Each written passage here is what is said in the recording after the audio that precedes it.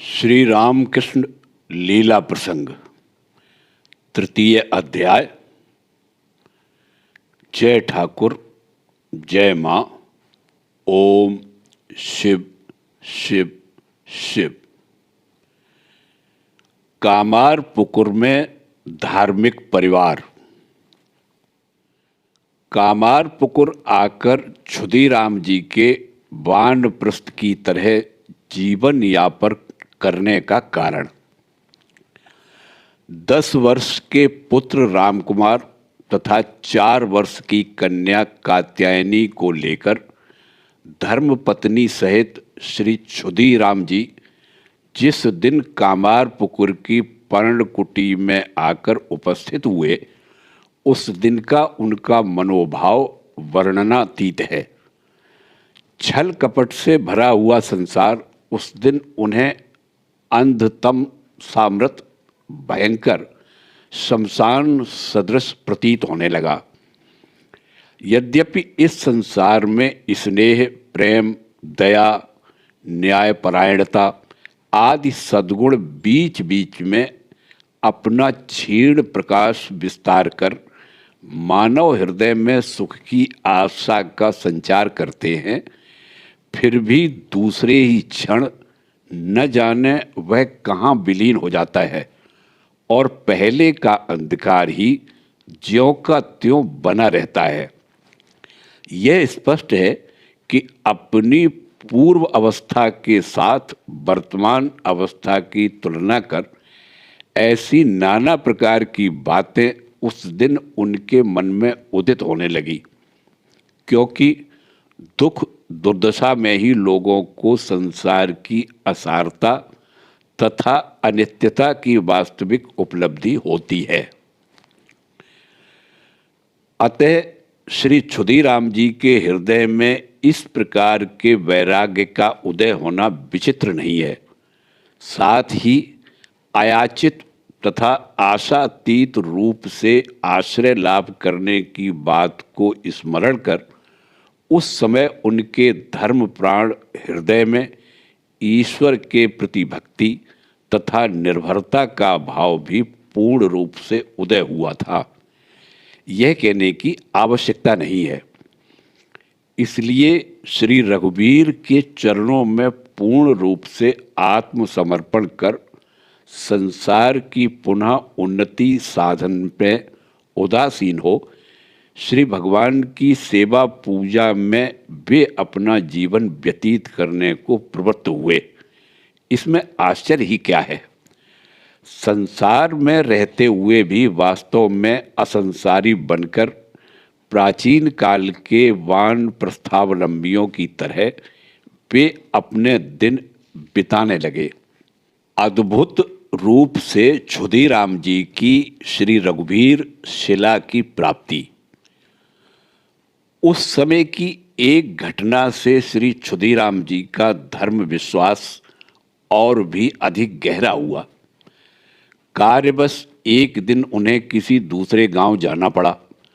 वहां से लौटते समय परिश्रांत होकर वे एक वृक्ष के नीचे विश्राम करने लगे। जनशून्य विस्तीर्ण क्षेत्र को देखकर उनके चिंतातुर चित्त को शांति मिली। साथ ही मंद गति से प्रवाहित निर्मल वायु से उनका शरीर स्निग्ध हुआ। उनको वहां पर शयन करने की प्रबल इच्छा हुई और लेटते ही वे निद्रित हो गए। कुछ क्षण बाद स्वप्न में वे देखने लगे कि उनके अभीष्ट देव नव दुर्वादल श्यामल भगवान श्री रामचंद्र जी मानो दिव्य बालक के वेश में उनके सम्मुख उपस्थित होकर किसी स्थान विशेष का निर्देश करते हुए कह रहे हैं, मैं बहुत दिनों से यहाँ पर बिना भोजन किए वैसे ही पड़ा हुआ हूँ। तुम मुझे अपने घर ले चलो।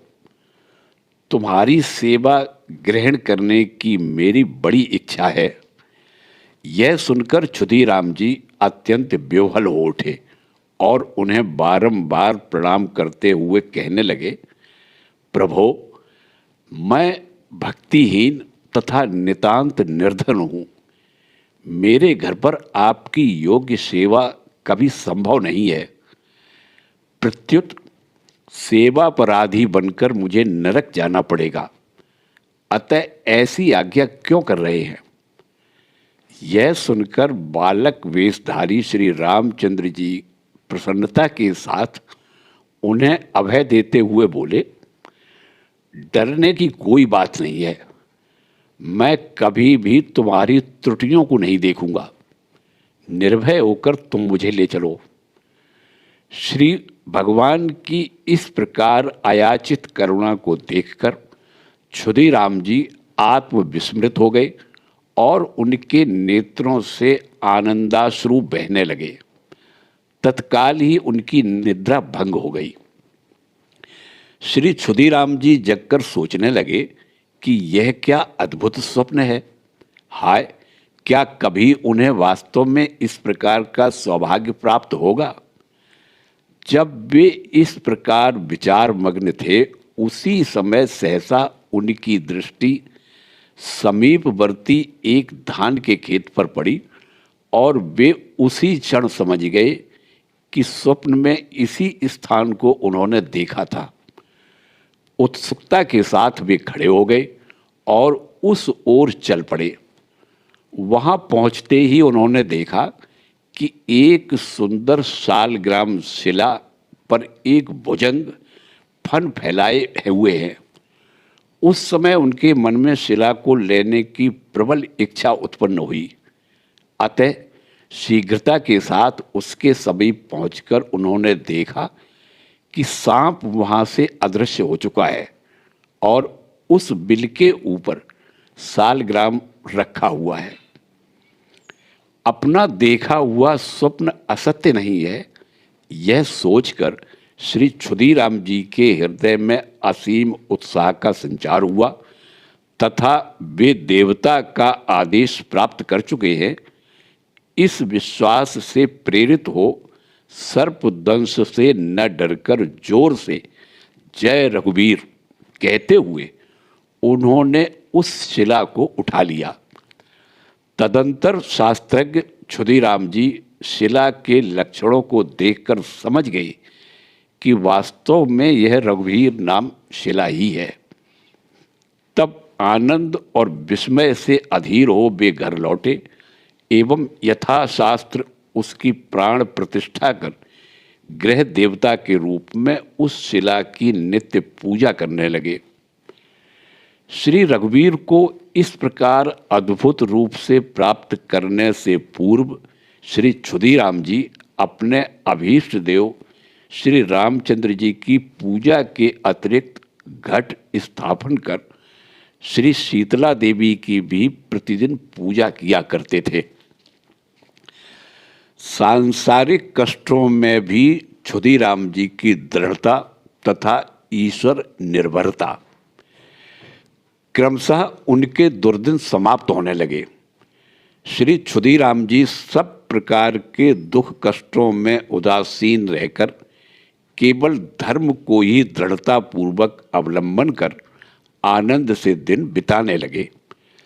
जब कभी घर में अन्नाभाव होता तथा उनकी पतिपरायण धर्मपत्नी चंद्रा देवी व्याकुल होकर अपने पति देव से उसके बारे में निवेदन करती, तब उनकी बातों को सुनकर किंचन मात्र भी विचलित हुए बिना श्री क्षुधीराम जी उनको उत्साहित करते हुए कहते थे, इसमें घबराने की क्या बात है?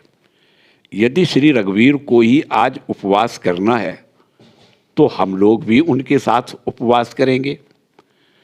सरल हृदया चंद्रा देवी यह सुनकर अपने पतिदेव की तरह श्री रघुवीर के ऊपर पूर्ण निर्भर हो घर के कामकाज करने लग जाती। भोजन की व्यवस्था भी उस दिन किसी न किसी प्रकार हो ही जाती थी। लक्ष्मी जला का धान्य क्षेत्र। इस प्रकार अत्यंत अन्नाभाव के कारण श्री क्षुधीराम जी को दीर्घ काल तक कष्ट नहीं उठाना पड़ा।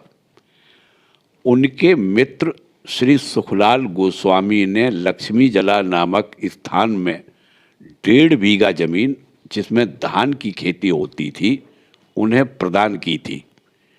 श्री रघुवीर की कृपा से उसमें तब इतना धान होने लगा कि उनके छोटे से संसार का साल भर तक का पूर्ण निर्वाह होने के बाद भी कुछ न कुछ बच जाता था, जिससे अतिथि अभ्यागतों की सेवा भी चल जाती थी। मजदूरी देकर किसानों से श्री क्षुदीराम जी उसमें खेती कराते थे। खेत जुत जाने के बाद बोने के समय उपस्थित होने पर श्री रघुवीर का नामोच्चारण कर वे 2-4 गुच्छे धान के पौधे स्वयं अपने हाथों से बोते थे। तदंतर किसानों द्वारा बाकी कार्य संपन्न कराते थे। क्षुदीराम जी की ईश्वर भक्ति में तीव्रता तथा दिव्य दर्शन लाभ, पड़ोसियों के प्रति उनकी श्रद्धा, इस प्रकार क्रमशः 2-3 वर्ष बीत गए।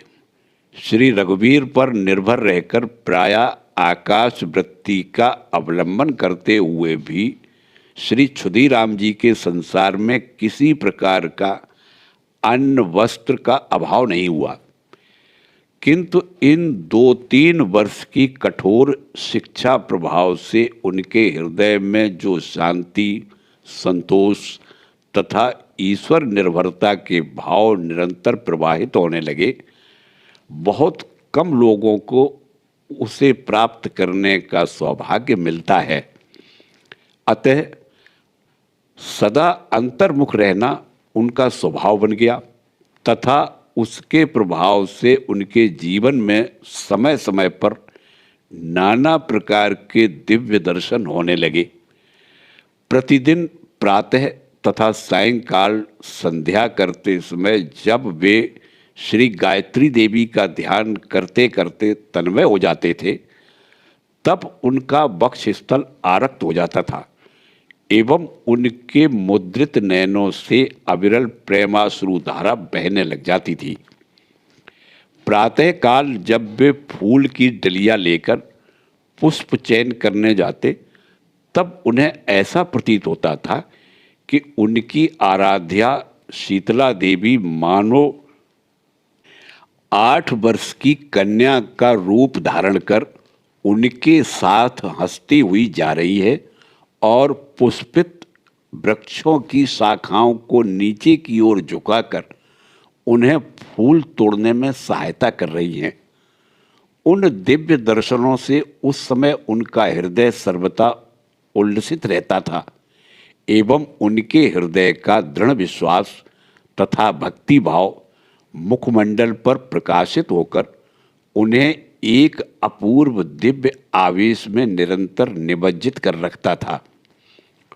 उनका सौम्य तथा शांत मुखमंडल देखकर ग्रामवासी इसका हृदय से अनुभव करके उनके प्रति क्रमशः ऋषि की तरह श्रद्धा भक्ति प्रदर्शन करने लगे।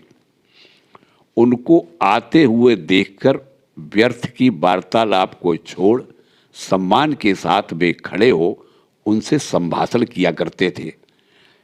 जिस समय श्री क्षुदीराम जी किसी तालाब में नहाने के लिए प्रविष्ट होते, उस समय संकोचवश उसमें न उतरकर वे लोग श्रद्धा के साथ प्रतीक्षा करते थे।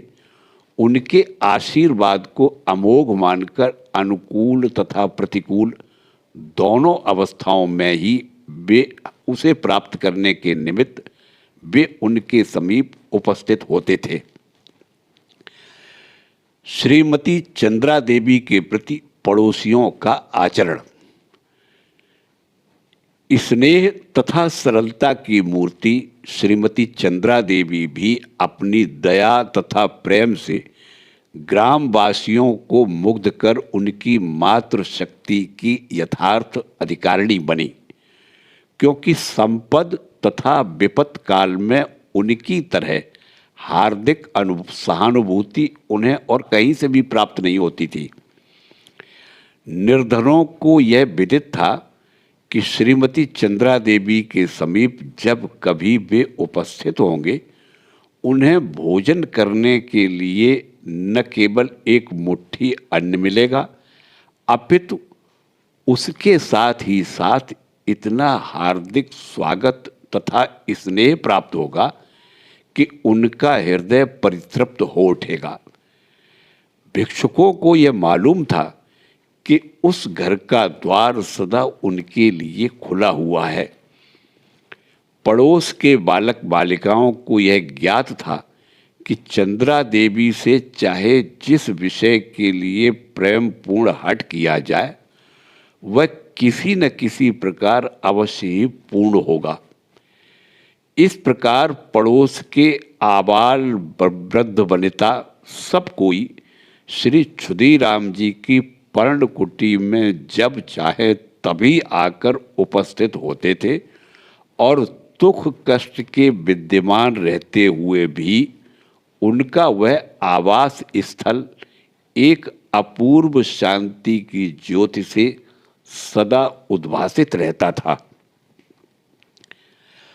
क्षुदीराम जी की बहन श्रीमती रामशीला का विवरण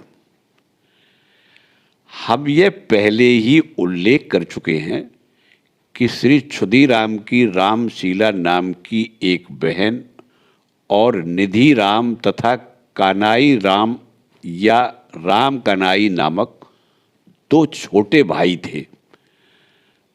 देरे गांव के जमींदार के साथ विवाद के फलस्वरूप जिस समय उनका सर्वस्व नष्ट हो चुका था, उस समय उनकी बहन की आयु 35 और दोनों भाइयों की क्रमशः 30 तथा 25 वर्ष की रही होगी।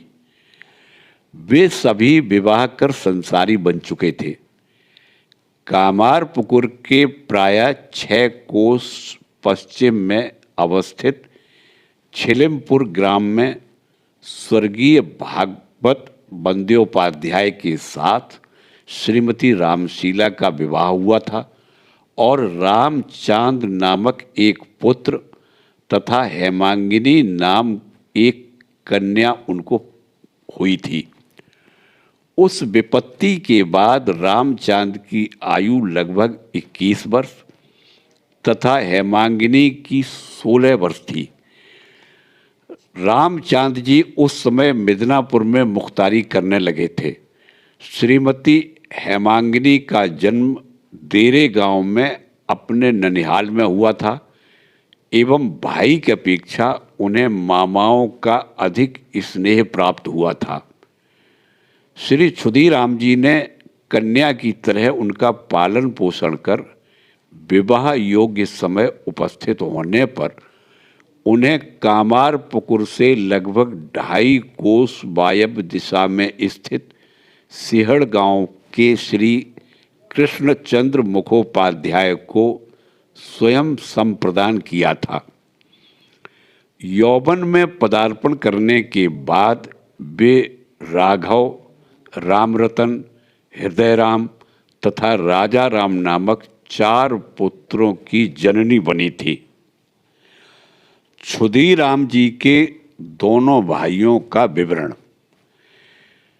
श्री क्षुदीराम जी के निधि राम नामक भाई की कोई संतान हुई थी अथवा नहीं, यह हमें विदित नहीं हो सका है, किंतु सबसे छोटे कनाई राम के रामतारक उर्फ हलदारी तथा कालिदास नामक 2 पुत्र हुए थे। कानाई राम भक्तिमान तथा भावुक थे। किसी समय वे कहीं रामलीला देखने गए थे। श्री रामचंद्र जी के वन गमन का अभिनय हो रहा था। वह देखते देखते वे इतने तन्मय हो उठे कि श्री रामचंद्र जी को वन में भेजने की कैकेयी द्वारा दी गई मंत्रणा तथा चेष्टा आदि को सत्य मानकर अभिनेता को मारने के लिए वे प्रस्तुत हो गए। अस्तु पैतृक संपत्ति के नष्ट हो जाने के बाद देरे ग्राम को त्याग कर जिस ग्राम में उनकी ससुराल थी, संभवतः वे वहीं जा बसे थे। क्षुदीराम जी के भाणजे रामचांद जी। श्रीमती रामशीला के पुत्र श्री रामचांद बंद्योपाध्याय का मिदनापुर में मुख्तारी करने का उल्लेख हम कर चुके हैं। इस पेशे के द्वारा मिदनापुर में रहकर वे 2-4 पैसे कमाने लगे। अब अपने मामाओं की दुर्वस्था की बात सुनकर वे श्री क्षुदीराम जी को मासिक 15 रुपये एवं निधिराम तथा कनाई राम को प्रतिमास 10-10 रुपये भेजकर उनकी सहायता करने लगे। श्री क्षुदीराम जी को अपने भांजे का समाचार कुछ दिन तक न मिलने पर वे अत्यंत चिंतित हो मिदनापुर पहुंच जाते थे तथा 2-4 दिन वहां रहकर कामारपुकुर लौट आते थे। एक बार इस प्रकार मिदनापुर जाते समय उनसे संबंधित एक विशेष घटना का विवरण हमें ज्ञात हुआ है। वह घटना श्री क्षुदीराम जी की हार्दिक देव भक्ति की परिचायक होने के कारण यहाँ पर हम उसका उल्लेख करना चाहते हैं। क्षुदीराम जी की देव भक्ति की परिचायक विशेष घटना कामारपुकुर से प्रायः 40 मील नेतृत्व दिशा की ओर मिदनापुर अवस्थित है। रामचांद जी तथा उनके परिवार वर्ग का कुशल समाचार बहुत दिनों तक प्राप्त न होने के कारण चिंतित होकर वहां जाने के लिए श्री क्षुदीराम जी घर से रवाना हुए। यह माघ या फाल्गुन महीने की बात है।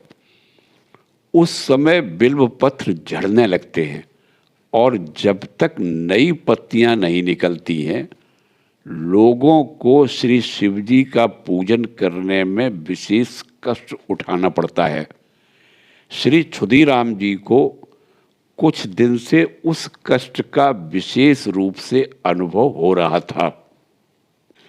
सूर्योदय से पहले ही रवाना होकर लगभग 10 बजे तक अविश्रांत चलने के पश्चात वे एक गांव के समीप पहुंचे और वहां के बिल्व वृक्षों को नवीन पत्तियों से सुशोभित देखकर उनका हृदय उल्लसित हो उठा। तब वे मिदनापुर जा रहे हैं इस बात को पूर्णतया भूल गए और उस गांव से एक नवीन डलिया तथा अंगोछा खरीदकर उन्होंने समीप के तालाब में उसे अच्छी तरह से धो डाला। तदंतर नवीन बेलपत्रियों से उस डलिया को भर लेने के बाद उस पर भीगा अंगोछा डालकर वे अपराह्न के करीब 3 बजे कामारपुकुर वापस आ गए।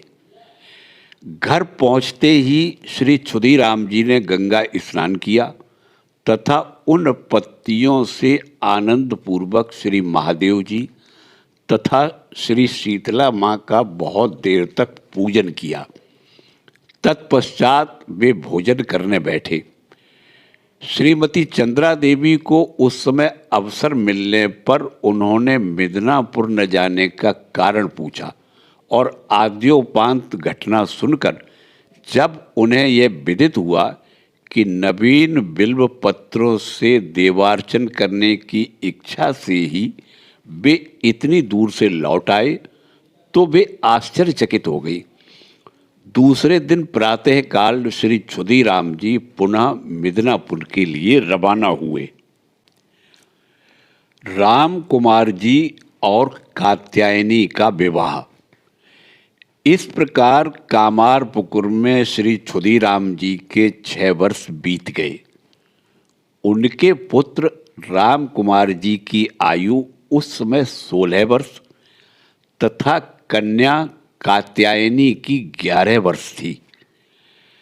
कन्या विवाह योग्य हो गई है, यह देखकर श्री क्षुदीराम जी वर खोजने लगे। कामारपुकुर से वायव्य दिशा में 1 कोस की दूरी पर अवस्थित आनुड़ ग्राम के श्री केनाराम बंद्योपाध्याय को कन्या संप्रदान की तथा केना राम जी की बहन के साथ अपने पुत्र राम कुमार का उन्होंने विवाह किया। निकटवर्ती ग्राम की संस्कृत पाठशाला में व्याकरण तथा साहित्य का पाठ समाप्त कर उस समय राम कुमार जी स्मृति शास्त्र का अध्ययन कर रहे थे। सुखलाल गोस्वामी की मृत्यु इत्यादि। क्रमशः 4 वर्ष बीत गए।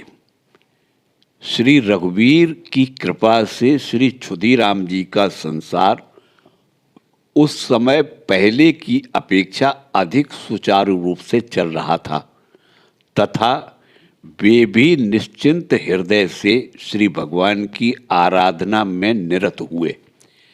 इन 4 वर्ष की घटनाओं में से एक तो यह है कि राम कुमार जी स्मृति शास्त्र का अध्ययन समाप्त कर घर की आर्थिक उन्नति के लिए यथासाध्य सहायता करने में प्रवृत्त हुए, और दूसरी घटना यह कि श्री क्षुधीराम जी के परम मित्र सुखलाल गोस्वामी का उसी बीच किसी समय देहांत हो गया।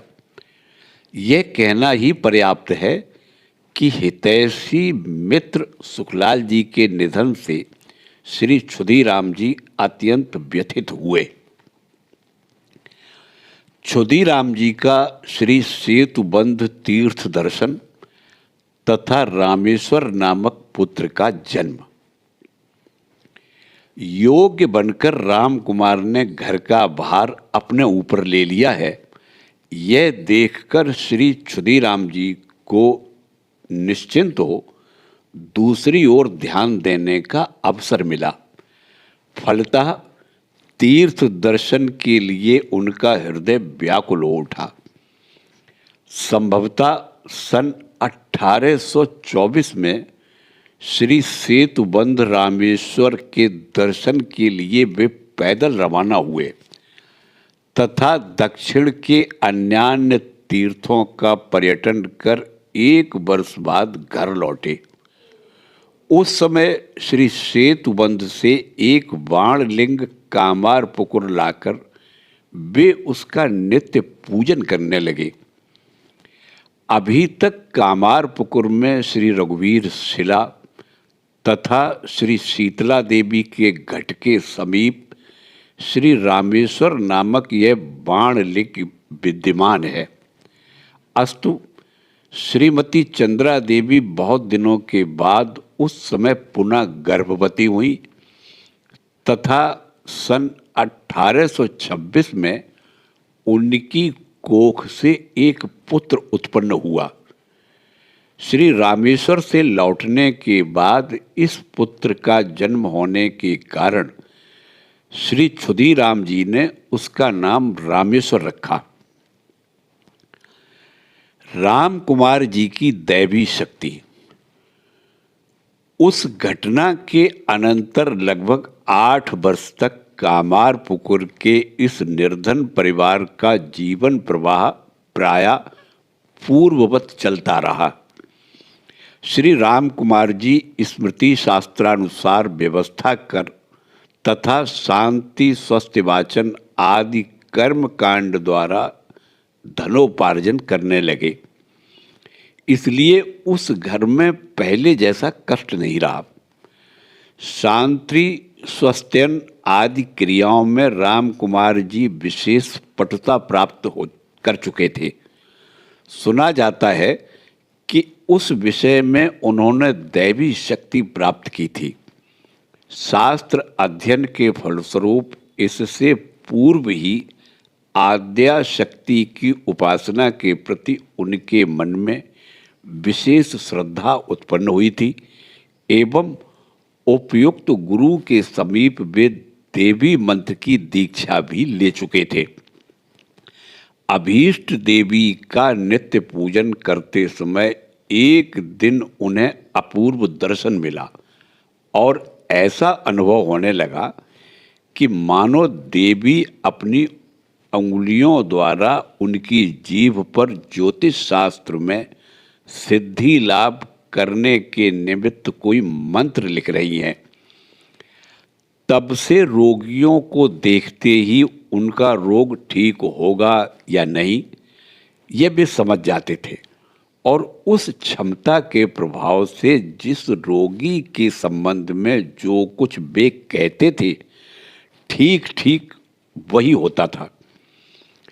इस प्रकार उस अंचल में भविष्यवक्ता के रूप में उनकी साधारणतया प्रसिद्धि हुई। ऐसा सुना जाता है कि किसी कठिन रोगी की रोग मुक्ति के लिए स्वस्त्यन कर्म में प्रवृत्त हो अत्यंत दृढ़तापूर्वक जब वे यह कहते थे कि यह जो स्वस्त्यन वेदी पर शस्य फैलाया जा रहा है उसमें अंकुर उद्गम होते ही रोगी ठीक हो जाएगा, तब वास्तव में उनका कहना सत्य प्रमाणित होता था। उनकी इस क्षमता के उदाहरण स्वरूप उनके भतीजे श्री शिवराम चट्टोपाध्याय ने हम निम्न घटना का उल्लेख किया है। एक बार कार्यवश राम कुमार जी कलकत्ता जाकर गंगा जी में स्नान कर रहे थे। कोई धनी व्यक्ति उस समय सपरिवार गंगा स्नान करने आए एवं उनकी धर्म पत्नी के नहाने के लिए पालकी गंगा जल में उतारी गई।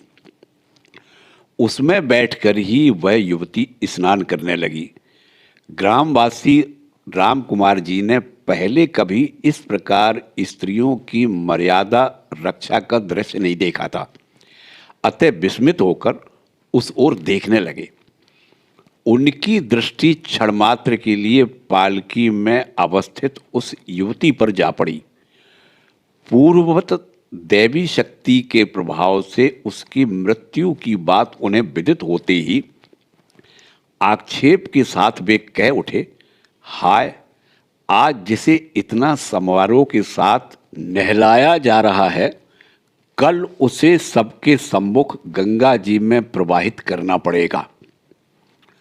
उसी धनी व्यक्ति ने इस बात को सुना और उनका यह कहना कहाँ तक सत्य है इसकी परीक्षा करने के लिए श्री राम कुमार जी को अत्यंत आग्रहपूर्वक बुलाकर वे अपने साथ घर ले गए। घटना असत्य साबित होने पर राम कुमार जी को विशेष रूप से अपमानित करने का ही उनका इरादा था।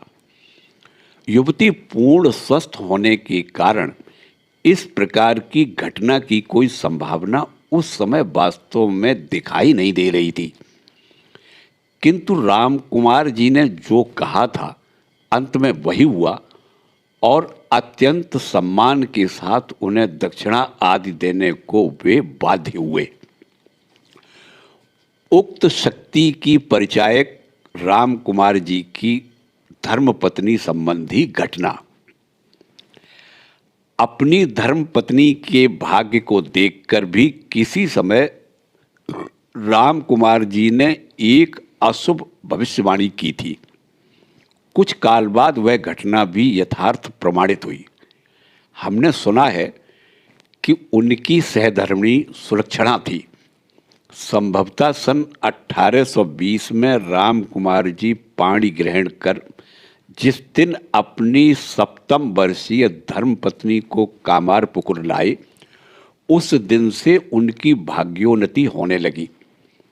उनके पिताजी के निर्धनतापूर्ण संसार में तभी से परिवर्तन होना प्रारंभ हुआ, क्योंकि उसी समय से श्री क्षुधीराम जी के मिदनापुर निवासी भांजे श्री रामचांद जी बंद्योपाध्याय उन्हें मासिक सहायता देने लगे।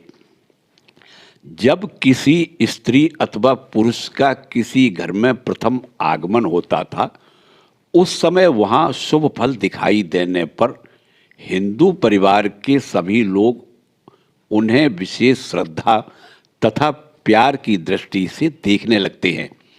इस बात को हम सभी जानते हैं। विशेषकर राम कुमार जी की बालिका पत्नी उस निर्धन संसार की एकमात्र पुत्र वधू थी, अतः उस बालिका का सभी की इस विशेष स्नेह पात्री बनना कोई आश्चर्य की बात नहीं थी।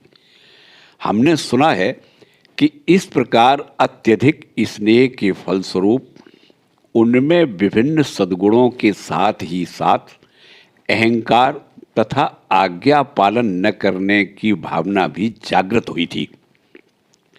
किंतु इन दोषों को देखकर भी कोई कुछ कहने या उनके संशोधन के लिए प्रयास करने का साहस नहीं करता था। कारण था कि सब लोग ये सोचते थे कि उनमें इन सामान्य दोषों के रहते हुए भी उनके आने के कारण ही घर की उन्नति हुई है। अस्तु कुछ दिन बाद राम कुमार जी ने अपनी युवती पत्नी को देखकर कहा था, यह यद्यपि सुलक्षणा है किंतु गर्भ संचार होते ही इसकी मृत्यु अनिवार्य है। इसके बाद दीर्घ काल तक जब उनकी पत्नी गर्भवती नहीं हुई तब उनको बंध्या मानकर वे निश्चिंत रहे। किंतु 35 वर्ष की आयु में उनकी पत्नी का प्रथम तथा अंतिम बार के लिए गर्भ संचार हुआ तथा सन 1849 में 36 वर्ष की अवस्था में एक अत्यंत रूपवान पुत्र प्रसव करने के पश्चात वे दिवंगत हुई। उस पुत्र का नाम अक्षय रखा गया। यद्यपि यह बहुत बाद की घटना है, फिर भी सुविधा के लिए यहीं इसका उल्लेख किया गया है। क्षुदीराम जी के परिवार स्थित सभी लोगों की विशेषता। श्री क्षुदीराम जी के धार्मिक परिवार में स्त्री पुरुष सभी में एक विशेषता विद्यमान थी। पर्यालोचना करने पर पता चलता है कि आध्यात्मिक सूक्ष्म शक्तियों पर अधिकार होने के फलस्वरूप उनमें से प्रत्येक में इस विशेषता का उद्भव हुआ था। श्री क्षुदीराम जी तथा उनकी धर्मपत्नी में उस प्रकार की विशेषता असाधारण रूप से प्रकटित होने के कारण ही संभवतः उनकी संतान संततियों में भी उसका संचार हुआ था। श्री क्षुदीराम जी से संबंधित इस विषय की बहुत सी बातें हम पहले ही कह चुके हैं।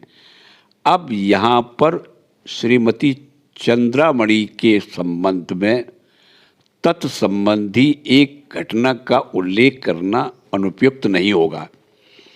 उससे ये स्पष्ट हो जाएगा कि अपने पति देव के सदृश श्रीमती चंद्रा देवी में भी समय समय पर दिव्य दर्शन शक्ति का विकास होता था। यह घटना राम कुमार जी के विवाह से कुछ काल पूर्व की है।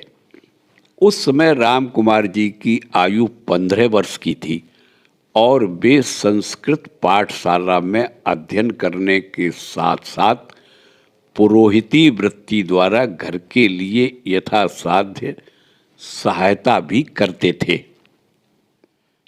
चंद्रा देवी के दिव्य दर्शन संबंधी घटना।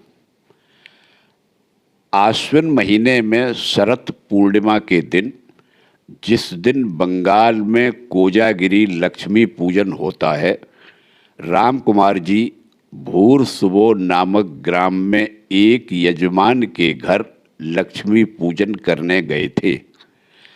आधी रात बीत जाने पर भी पुत्र को लौटते हुए न देखकर श्रीमती चंद्रा देवी अत्यंत चिंतित हो गई और घर से बाहर निकलकर उनकी राह देखने लगी।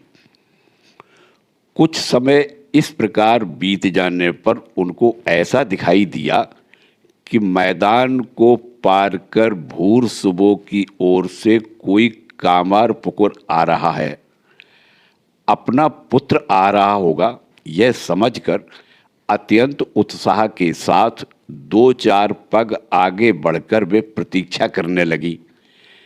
किंतु आगंतुक व्यक्ति के निकट आने पर उन्होंने देखा कि वह राम कुमार नहीं, अपितु एक परम सुंदरी रमणी विविध आभूषणों से भूषित होकर अकेली चली आ रही है। पुत्र की अमंगल आशंका से श्रीमती चंद्रा देवी अत्यधिक व्याकुल हो उठी थी। इसलिए एक अच्छे घर की युवती रमणी को गहरी रात में इस प्रकार अकेली आती हुई देखकर भी वे विस्मित नहीं हुई। उनके समीप जाकर सरल भाव से उन्होंने पूछा, माँ, तुम कहाँ से आ रही हो? रमणी ने जवाब दिया, भूर सुबह से। श्रीमती चंद्रा देवी ने तब अत्यंत व्यग्रता के साथ पूछा, मेरे पुत्र राम कुमार के साथ क्या तुम्हारी भेंट हुई? क्या वह लौट रहा है? एक अपरिचित रमणी के लिए उनके पुत्र को पहचानना कैसे संभव हो सकता है? यह बात उनके मन में एक बार भी उदित नहीं हुई। सांत्वना देती हुई वह रमणी बोली, हाँ, तुम्हारा पुत्र जहाँ पूजन करने गया है, मैं उसी घर से आ रही हूँ। चिंता की कोई बात नहीं है, तुम्हारा पुत्र भी आने ही वाला है। श्रीमती चंद्रा देवी जब कुछ शांत हुई तथा दूसरी ओर ध्यान देने का उन्हें अवसर मिला, उस रमणी के असामान्य रूप, बहुमूल्य वस्त्र तथा नवीन नवीन आभूषणों को देखकर और उसके मधुर वचनों को सुनकर वे बोली, माँ, तुम्हारी उम्र भी अधिक नहीं है। इतने गहने पहनकर इस गहरी रात में तुम कहाँ जा रही हो? तुम्हारे कान में यह क्या गहना है? रमणी ने मुस्कुराहट के साथ जवाब दिया, इसका नाम कुंडल है। मुझे अभी बहुत दूर जाना है। श्रीमती चंद्रा देवी उन्हें संकट में देखकर स्नेहपूर्वक बोली, माँ, आज रात हमारे घर चलकर विश्राम करो, फिर कल तुम्हें जहाँ जाना है वहाँ चली जाना। रमणी ने कहा, माँ, मैं विवश हूँ, मुझे अभी जाना है, फिर कभी मैं तुम्हारे घर आऊँगा। यह कहकर रमणी ने उनसे विदा ली और श्रीमती चंद्रा देवी के घर के समीप, जहाँ लाहा बाबुओं के धान रखने के लिए अनेक गोलाकार घर थे, उधर चली गई। मार्ग को छोड़ उन्हें उस ओर जाती हुई देखकर चंद्रा देवी विस्मित हुई। रास्ता भूलकर संभवतः वे उधर गई हैं, यह समझकर वहाँ उपस्थित हो वे उन्हें चारों ओर अच्छी तरह से ढूंढने लगी, किंतु उनका कुछ भी पता नहीं चला। तब उस रमणी की बातों को स्मरण कर उनके मन में सहसा यह भाव उदित हुआ कि उन्हें साक्षात श्री लक्ष्मी देवी का दर्शन तो नहीं हुआ। तत्काल ही घबराई हुई अपने पतिदेव के समीप पहुंचकर उन्होंने सारा वृतांत कहा। श्री क्षुधीराम जी सब कुछ सुनने के पश्चात उनको साहस प्रदान करते हुए बोले, लक्ष्मी देवी ने ही कृपा पूर्वक तुम्हें दर्शन दिया है। राम कुमार जी भी कुछ देर बाद घर आकर जननी से उस वृतांत को सुनकर अत्यंत विस्मित हुए। क्षुधीराम जी का श्री गया तीर्थ गमन। तत्पश्चात 1835 में श्री क्षुधीराम जी के जीवन में एक विशेष घटना घटी। तीर्थ दर्शन की अभिलाषा उनमें प्रबल रूप से जागृत हुई। अतः पितरों के उद्धारार्थ उन्होंने श्री गया जी जाने का संकल्प किया। 60 वर्ष की आयु होने पर भी वहाँ की यात्रा पैदल करने में उन्हें किसी प्रकार का भय या संकोच नहीं हुआ। उनकी भांजी श्रीमती हेमांगिनी देवी के पुत्र श्री हृदय राम मुखोपाध्याय ने उनके गया धाम जाने के कारण के संबंध में एक अद्भुत घटना का हमसे उल्लेख किया है। क्षुधीराम जी के गया धाम जाने के संबंध में हृदय राम जी कथित अद्भुत घटना। अपनी पुत्री श्रीमती कात्यायनी देवी की अत्यंत अस्वस्थता का समाचार पाकर श्री क्षुदीराम जी एक दिन आनुड़ ग्राम में उन्हें देखने गए। श्रीमती कात्यायनी की आयु उस समय लगभग 25 वर्ष की थी। बीमार कन्या की चेष्टा तथा बातों से उन्हें यह निश्चय हो गया कि उनमें किसी भूत प्रेत का आवेश हुआ है। तब एकाग्र चित्त से श्री भगवान का स्मरण करते हुए कन्या के शरीर में आविष्ट जीव को लक्ष्य कर वे कहने लगे, तुम चाहे देवता हो अथवा और कोई, मेरी कन्या को इस प्रकार कष्ट क्यों दे रहे हो? तुरंत ही इसे छोड़कर अन्यत्र चले जाओ। उनकी यह बात सुनकर अत्यंत भयभीत हो उस जीव ने श्रीमती कात्यायनी के शरीर को अवलंबन कर उत्तर दिया, गया धाम में पिंड देकर यदि आप मुझे इस कष्ट से मुक्त करने का वचन दें तो मैं अभी आपकी कन्या को छोड़ने के लिए प्रस्तुत हूँ। आप जिस समय इस कार्य के लिए घर से चलेंगे तत्काल ही यह संपूर्ण निरोग हो जाएगी, यह मैं आपको वचन देता हूँ। श्री क्षुदीराम जी उस जीव के दुख से दुखित होकर बोले, शीघ्रातिशीघ्र ही मैं गया धाम जाकर तुम्हारी अभिलाषा को पूर्ण करूँगा, किंतु पिंडदान के बाद ऐसा कोई निदर्शन मैं देखना चाहता हूँ कि जिससे मुझे यह विदित हो सके कि इस योनि से वास्तव में तुम्हारा उद्धार हो चुका है। तब उस प्रेत ने उत्तर दिया, इस बात के निश्चित प्रमाण स्वरूप मैं इस नीम की सबसे बड़ी शाखा को तोड़कर चला जाऊंगा। हृदय राम जी कहते थे कि उस घटना ने ही श्री क्षुदीराम जी को गया धाम जाने के लिए प्रोत्साहित किया था एवं उसके कुछ काल बाद उस वृक्ष की सबसे बड़ी शाखा के टूटने से उस प्रेत के उद्धार की बात सभी को निश्चित रूप से विदित हुई थी। श्रीमती कात्यायनी देवी भी तभी से संपूर्णतः रोग मुक्त हो गई। हृदय राम जी द्वारा कथित उपरोक्त घटना कहाँ तक सत्य है यह हम नहीं जानते, किंतु श्री क्षुदीराम जी उस समय गया धाम गए थे, इसमें कोई संदेह नहीं है। गया धाम में क्षुदीराम जी को देव स्वप्न। सन 1835 के शीत ऋतु में किसी समय श्री क्षुदीराम जी वाराणसी तथा गया धाम दर्शन करने के लिए गए थे। वाराणसी में श्री विश्वनाथ जी के दर्शन करने के बाद जब वे गया धाम पहुँचे उस समय चैत्र का महीना प्रारंभ हो चुका था। उस महीने में वहाँ पिंडदान करने से पितरों को अत्यंत तृप्ति होती है, यह जानकर ही संभवतः उस महीने में वे गया धाम गए थे। प्रायः 1 महीने तक वहाँ रहकर तीर्थ के समस्त कार्यों को संपन्न करने के पश्चात उन्होंने श्री गदाधर देव के श्री पाद पद्मों में पिंडदान किया। इस प्रकार शास्त्रानुसार पितृकृत्य को संपन्न करने से श्री क्षुदीराम जी के विश्वासपूर्ण हृदय में जो तृप्ति तथा शांति उदित हुई वह वर्णनातीत है।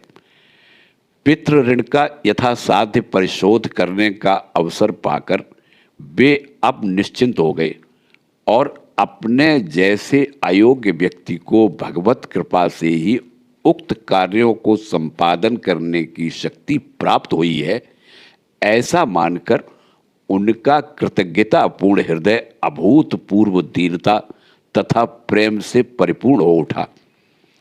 दिन का तो कहना ही क्या, रात में सोते समय भी वह संतोष तथा उल्लास उनमें बना रहा।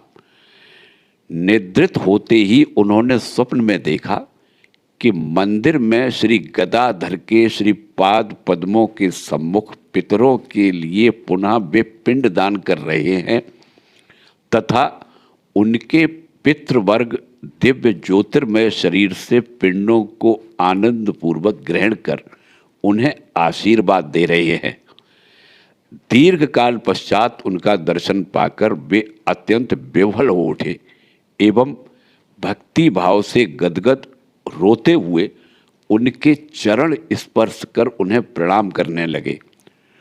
उसके बाद पुनः उन्होंने देखा कि एक अदृष्ट पूर्व दिव्य ज्योति से मंदिर पूर्ण हो गया तथा पितृवर्ग संभ्रम के साथ दोनों ओर हाथ जोड़कर संयत रूप खड़े हो मंदिर के अंदर अति सुंदर सिंहासन पर सुखपूर्वक विराजमान एक अद्भुत दिव्य पुरुष की उपासना कर रहे हैं। फिर उन्होंने देखा कि नव दूर्वा दल के सदृश श्याम वर्ण ज्योतिर्मय तनु वह पुरुष स्निग्ध तथा प्रसन्न दृष्टि से उनकी ओर देखकर अपने समीप आने के लिए हंसते हुए उन्हें संकेत कर रहे हैं।